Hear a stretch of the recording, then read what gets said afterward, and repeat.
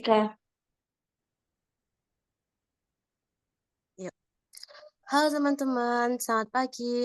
Perkenalkan, saya Devita Putri dan teman saya Sira Nadia Putri. Di sini kami akan menjelaskan tentang paper kami. Paper kami sendiri berjudul tentang analisis beserta tindak penegakan hukum kasus tindak pidana korupsi Jiwasraya. Eh, Terus yang pertama kami bakal jelasin tentang pengertian tindak pidana khusus sama tindak pidana korupsi. Nah, kalau yang pengertian tindak pidana khusus itu tuh nggak ada definisi resminya gitu.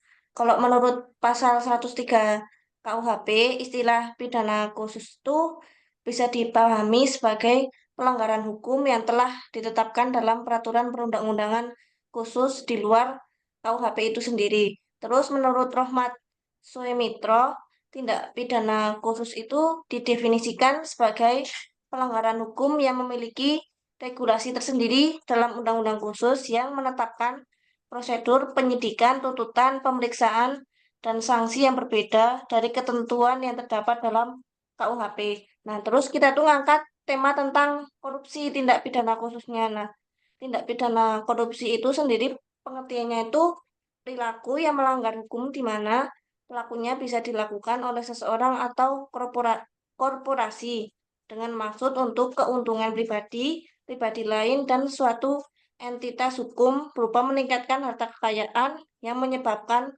keuangan atau perekonomian negara merugi. Nah, terus ada ciri-ciri korupsinya itu ada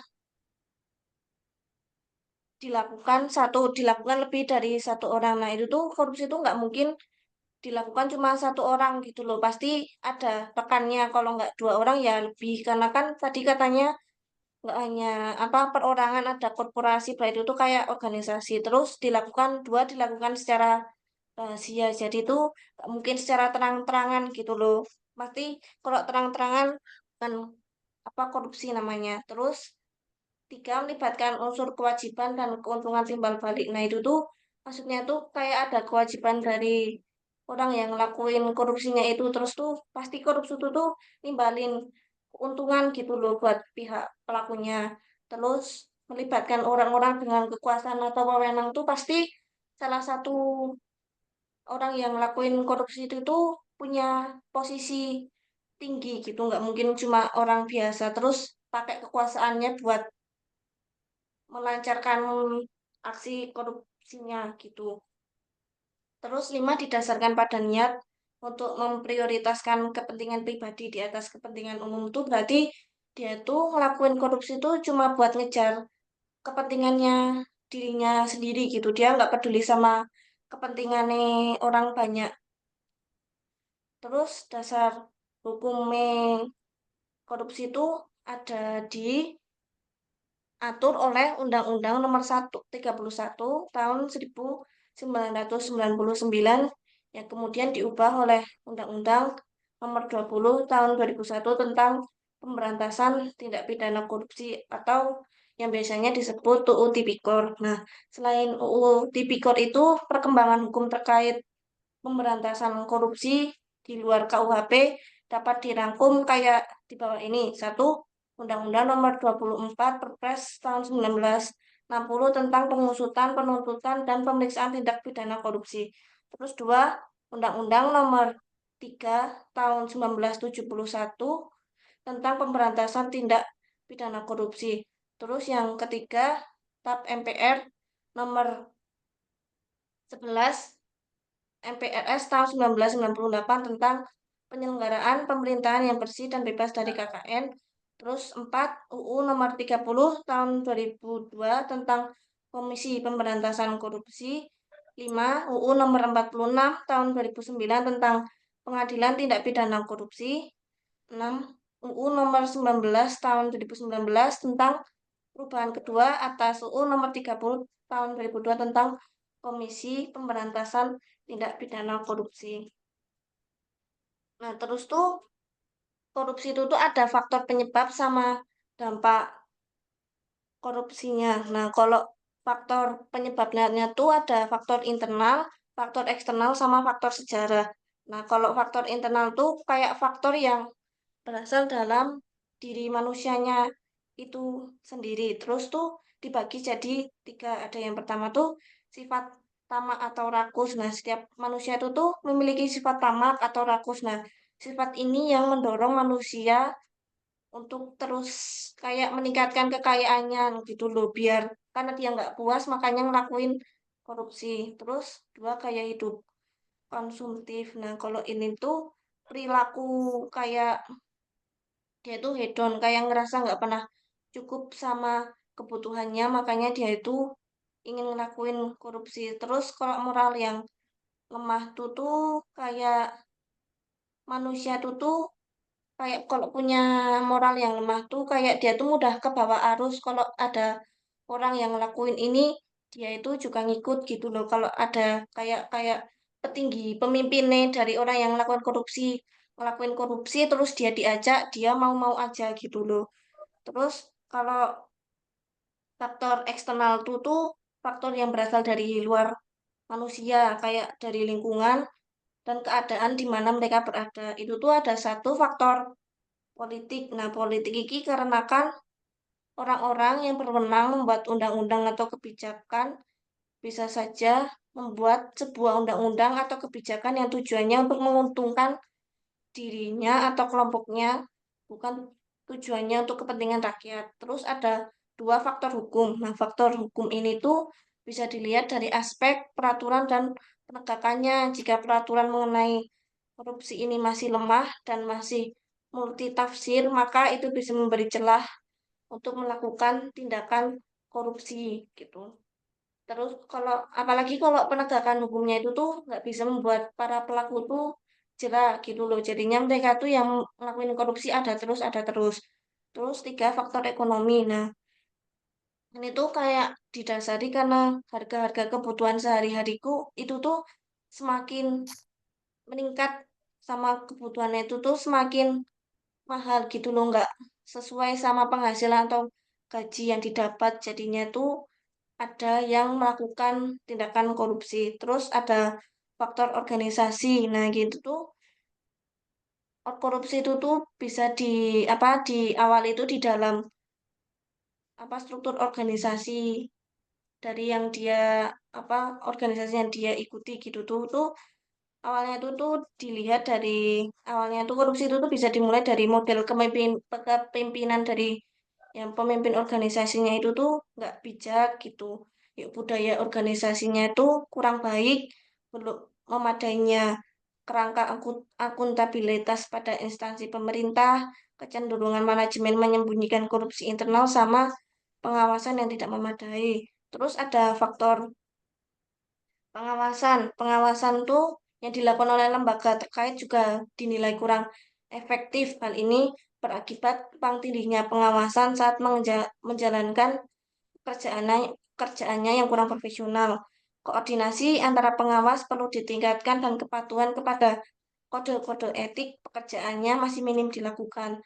Terus ada faktor sejarah.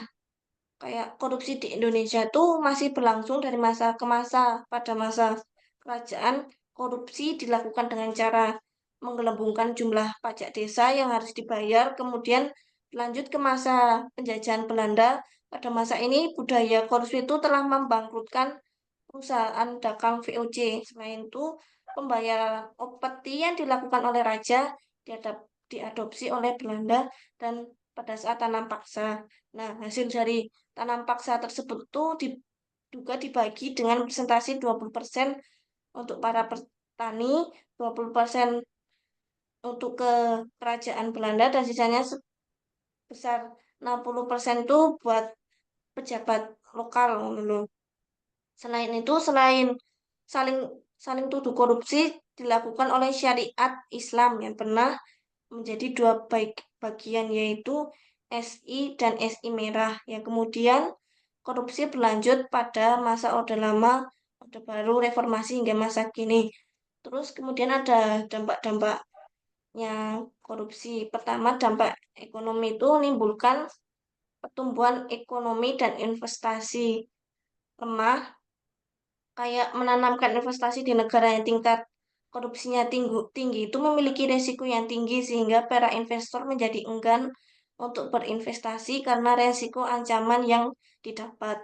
Terus ada penurunan produktivitas. Nah, dampak ini itu merupakan imbas dari menurunnya pertumbuhan ekonomi dan investasi karena peningkatan produktivitas dengan meningkatkan pendirian pabrik-pabrik dan usaha produktif akan terkendala jika adanya investasi. Terus ada pendapatan dari pajak turun tuh, pajak menjadi salah satu sumber pendapatan negara, namun pada realitasnya pejabat dan pegawai pajak banyak yang tersandung kasus korupsi, sehingga menyebabkan kepercayaan rakyat kepada para pejabat menurun, sehingga rakyat menjadi malas untuk membayar pajak. Kemudian ada meningkatkan utang negara. Nah, ancaman resesi dirasakan seluruh dunia sehingga perekonomian suatu negara terus mengalami penurunan gitu loh, melakukan hutang kepada negara lain kayak atau apa harus kayak terpaksa dilakukan sama negara yang banyak korupsinya gitu. Terus ada dampak sosial dan kemiskinan rakyat. Kayak korupsi itu memberikan beban tersendiri untuk pelaku ekonomi sehingga berdampak pada tingginya harga kebutuhan masyarakat baik jasa maupun barang. Terus menyambung dari dampak sebelumnya yaitu mengenai kualitas pemenuhan kebutuhan pokok bisa berdampak pada masalah sosial lain yaitu dapat meningkatnya kejahatan karena kejahatan itu bisa timbul karena keadaan terpaksa. Terus korupsi juga menyebabkan masalah kemiskinan lambat teratasi. Terus ada dampak penegakan hukum itu fungsi pemerintah itu tidak berjalan dengan baik. Korupsi menghambat fungsi pemerintahan sehingga pelaksanaan kebijakan menghambat negara melakukan pemerataan akses dan aset dan memperlemah peran pemerintah dalam menjaga stabilitas ekonomi dan politik. Terus ada kepercayaan masyarakat itu tuh menurun. Pemberitaan melalui media sosial dapat diakses seluruh rakyat Indonesia yang terjadi pemberitaan mengenai korupsi dilakukan oleh para pejabat yang mewakili kepentingan rakyat, namun seringkali hukuman yang didapat tidak membuat efek jerah dan tidak sebanding dengan apa yang pejabat tersebut lakukan sehingga masyarakat memiliki perspektif negatif mengenai penegakan hukum ditambah lagi berdasarkan BKG pada tahun 2018 bahwa lembaga negara yang paling korup adalah lembaga legislatif, partai politik, kepolisian RI, serta lembaga peradilan seperti Mahkamah Agung dan Kejaksaan Agung. Nah, selanjutnya materi akan disampaikan sama teman saya. Kemudian kami mengangkat kasus korupsi Jiwasraya. Kasus korupsi ini telah terjadi di tahun 2020 seperti 2000 berapa sih? Aduh, gimana sih?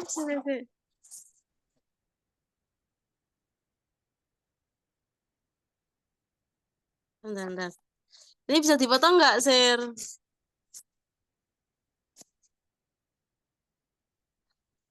Lanjut aja. Selanjutnya, kami mengangkat kasus korupsi Jiwasraya.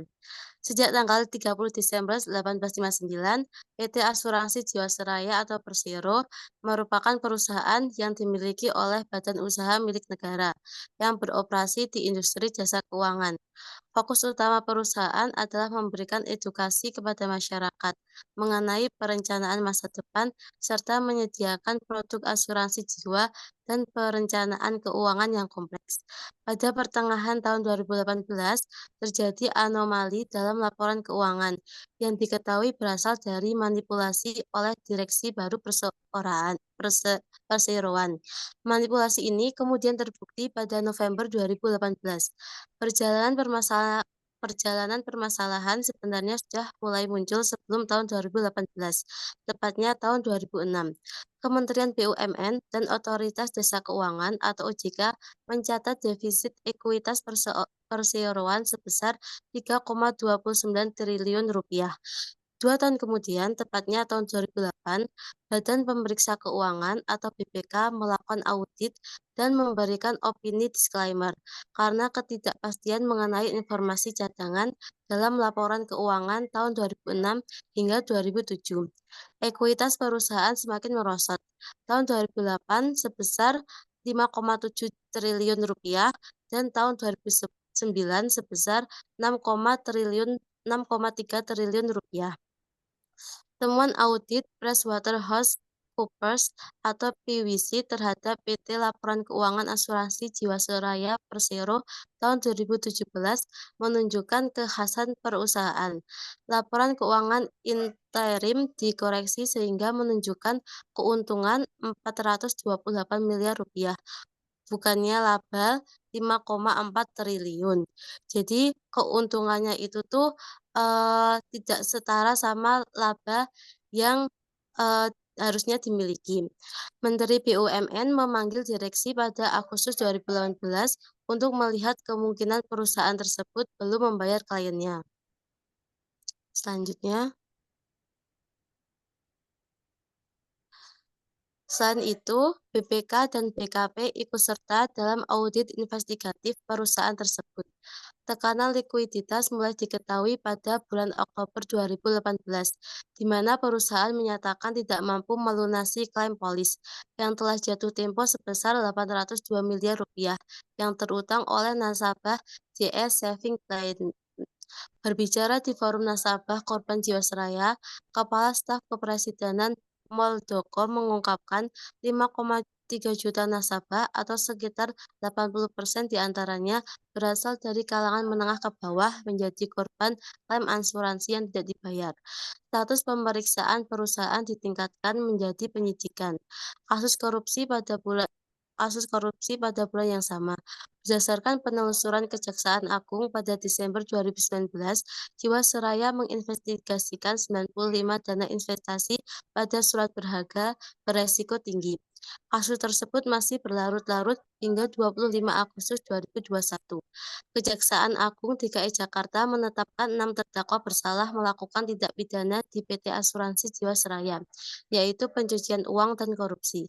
Mahkamah Agung memutuskan hukuman berupa penjara dan denda untuk terpidana tersebut, termasuk Komisaris Heru Hidayat dari PT Teraja Alam Mineral, mantan Direksi Keuangan dan Kepala Divisi Investasi Jiwasraya Syah Wirman, mantan Direktur Utama Rahim Hidrisman, mantan Direktur Maxigma Integra Joko Hartono, dan Komisaris PT Hansen International Beni Cokro Saputro. Selanjutnya untuk putusan hukuman korupsi. Korupsi yang dilakukan oleh Jiwasraya membuat negara merugi sebesar 16,8 triliun. Kerugian yang negara derita juga berefek kepada hal-hal lain seperti sosial dan ekonomi, sehingga korupsi menyebabkan terlanggarnya hak sosial dan ekonomi masyarakat. Berdasarkan hal tersebut, maka sudah seharusnya pelaku tindak pidana korupsi diberikan hukuman yang setimpal dengan perbuatannya. Untuk menangani kasus korupsi sendiri, di Indonesia sudah ada pengadilan khusus tentang korupsi, diatur dalam Undang-Undang Nomor 20 Tahun 2021. Pengadilan itu merupakan Pengadilan Negeri Jakarta Pusat. Sidang penjatuhan vonis pada tingkat pertama telah diadakan pada hari Senin 26 Oktober 2020. Sidang ini untuk memberikan putusan hukuman kepada terdakwa Beni Cokro Saputro dan Heru Hidayat.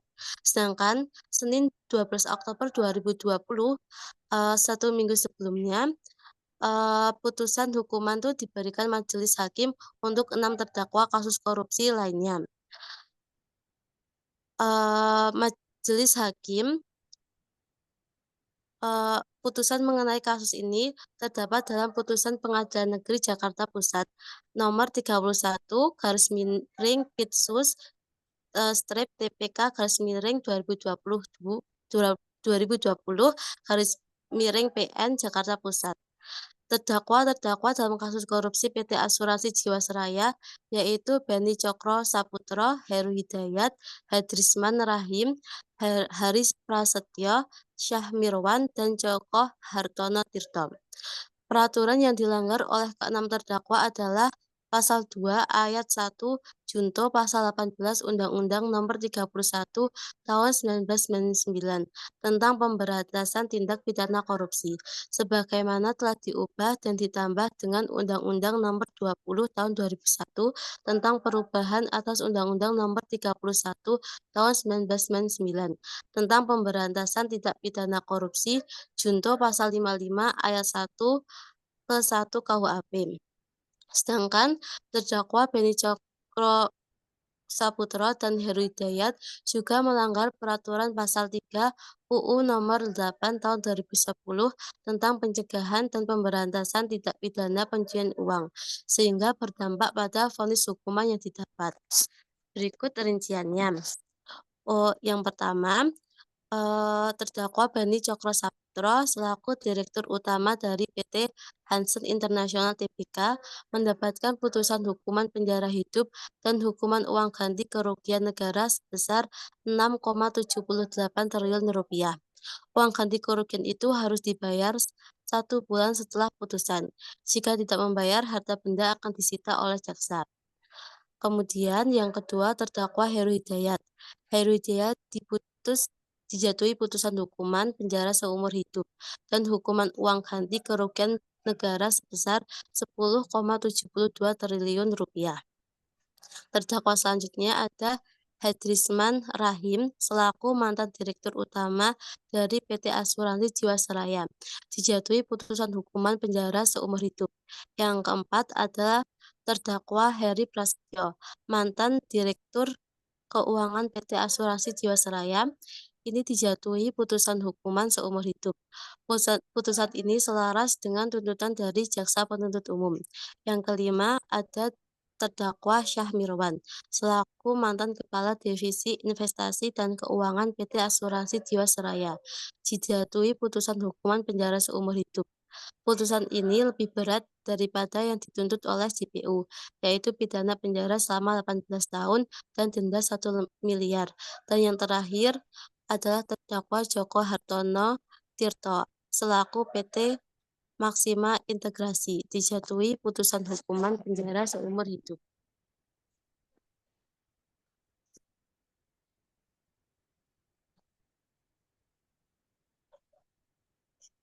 Selanjutnya ada penegakan hukum tindak pidana korupsi Jiwasraya. Penegakan hukum dalam kasus Jiwasraya sangat penting untuk menunjukkan komitmen pemerintah untuk melindungi kepentingan pemegang saham perusahaan dan investor publik, serta menyoroti seberapa baik undang-undang yang ada saat ini dalam mengelola situasi seperti ini. Kasus Jiwasraya yang dikategorikan sebagai tindak pidana pasar modal menempatkan Badan Pengawas Pasar Modal atau Bapemam yang kini diganti oleh Otoritas Jasa Keuangan atau OJK sebagai lembaga yang berwenang mengawasi. OJK berperan sebagai politisi khusus di bidang pasar modal, bertujuan untuk memastikan bahwa semua kegiatan di sektor jasa keuangan sesuai dengan ketentuan yang ditetapkan dalam UU OJK Pasal 4. Meskipun demikian, OJK tidak memiliki kewenangan untuk menuntut tindak pidana dalam sidang pasar modal, karena kewenangan tersebut berada di tangan kejaksaan. Namun, jika terdapat aktivitas ilegal di industri pasar modal, OJK berwenang untuk menyelidikinya, melakukan penyelidikan, dan bekerja sama dengan polisi untuk mengkoordinasi upaya tersebut. Kejaksaan akan menerima berkas hasil dari OJK setelah penyidikan dan pemeriksaan selesai. Kejaksaan kemudian akan mengkaji berkas perkara yang diserahkan. Jika kejaksaan menilai berkas perkara dianggap lengkap setelah peninjauan, maka kejaksaan bisa memilih untuk melanjutkan ke penuntutan. Selanjutnya, penyelesaian kasus. Dalam perjalanan kasus korupsi ini, selain negara menyelesaikan kasus di meja pengadilan dan mendorong proses hukum, negara juga harus menyelesaikan kekacauan pada internal perusahaan, yaitu dengan mengganti pengurus atau direksi dalam kepengurusan dan mendukung program-program direksi baru. Upaya penyelesaian lain adalah melakukan penyelamatan. Penyelamatan yang dimaksud adalah pada dana nasabah. Dua opsi yang dipilih pemerintah adalah dengan proses restrukturisasi dan privatisasi. Proses restrukturisasi telah diatur dalam pasal 1 angka 11 Undang-Undang Nomor 11 Tahun 2003. Eh, Kemudian langkah pemberantasan korupsi. Yang pertama, eh, bisa mendesain ulang pelayanan publik, khususnya berkaitan dengan pelayanan rutin masyarakat. Yang kedua, menjadikan operasi pemerintah yang berkaitan dengan perekonomian dan sumber daya manusia lebih transparan, diawasi dan diberi sanksi. Yang ketiga, penguatan instrumen yang membantu pemberantasan korupsi. Yang keempat, memanfaatkan media untuk mempublikasi putusan perkara korupsi yang mempunyai kekuatan hukum tetap. Dan yang kelima, tujuan upaya penegakan hukum dalam pemberantasan korupsi harus dilakukan secara terpadu.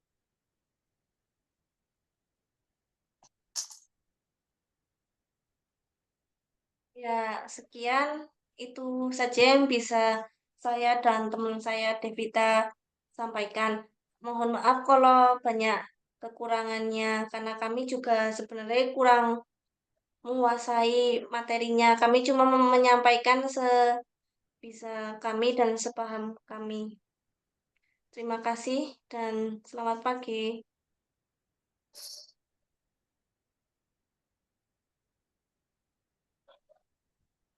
Berapa menit itu, Sir?